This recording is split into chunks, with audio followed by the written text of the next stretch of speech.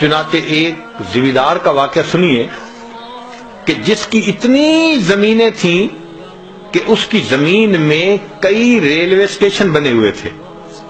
Rail چلتی تھی، ایک اسٹیشن پہ آتی تھی، پھر دوسرے ریلوے اسٹیشن پہ، پھر تیسرے پہ، اور یہ سب ریلوے اسٹیشن اس کی اپنی زمین میں تھے.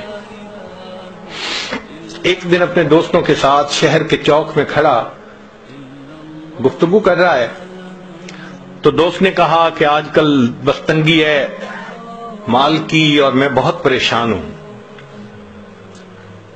تو اس نے تکبر سے ایک بات کی کہ یار تم پریشان رہتے ہو کہ آئے گا کہاں پہ، اور میری یہ حالت ہے کہ میں پریشان رہتا ہوں لگاؤں گا کہاں پہ.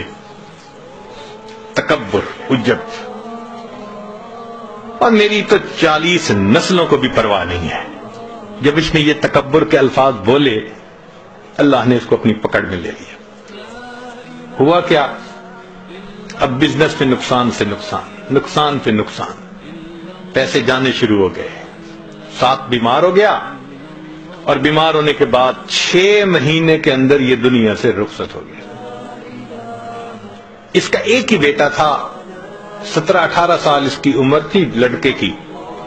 ساری دولت، ساری زمین اس کے وراثت میں آ گئی.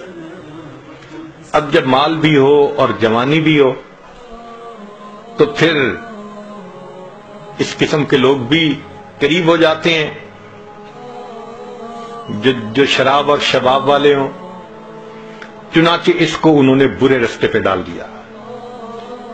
اب یہ کبھی اس کے ساتھ رات گزار رہا ہے، کبھی اس کے ساتھ رات گزار رہا ہے. کسی نے اس کو اور بڑے شہر میں پہنچا دیا، پینے پلانے کی بھی عادت ڈال دی. اب بینک کا جتنا پیسہ تھا وہ لٹنے لگ گیا.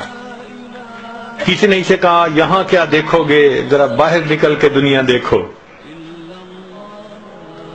تو اس نے اس کو کسی باہر کے ملک کا راستہ دکھا دیا کہ وہاں کے نائٹ کلب میں کیا ہوتا ہے. اب وہاں جا کے یہ پیسے لٹانے لگ گیا.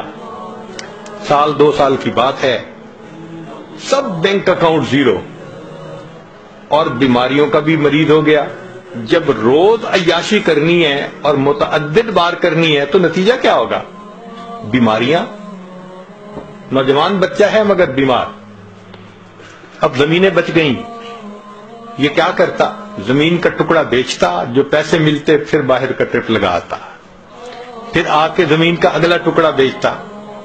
کچھ چند سالوں کے بعد ایک ایسا وقت بھی آیا اس کی ساری زمینیں بک گئیں، ایک مکان رہ گیا تھا.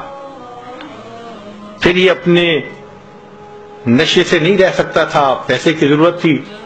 ایک وقت آیا اس نے اپنا ذاتی مکان بھی بیچ دیا. مال بھی ختم، جائیداد بھی ختم، ذاتی مکان بھی بک گیا. اب رہنے کی بھی جگہ نہیں تھی. چنانچہ ایک وہ وقت بھی آیا جس شہر کے چوک میں کھڑے ہو کر اس کے باپ نے تکبر کا بول بولا تھا، میری 40 نسلوں کو بھی پرواہ نہیں، اسی چوک میں کھڑا ہو کر اس کا بیٹا لوگوں سے بھیک مانگا کرتا تھا. اللہ نے دکھا دیا میں دینا جانتا ہوں، میں لینا بھی جانتا ہوں. تمہارا بیٹا یہیں کھڑے ہو کر لوگوں سے بھیک مانگا کرے.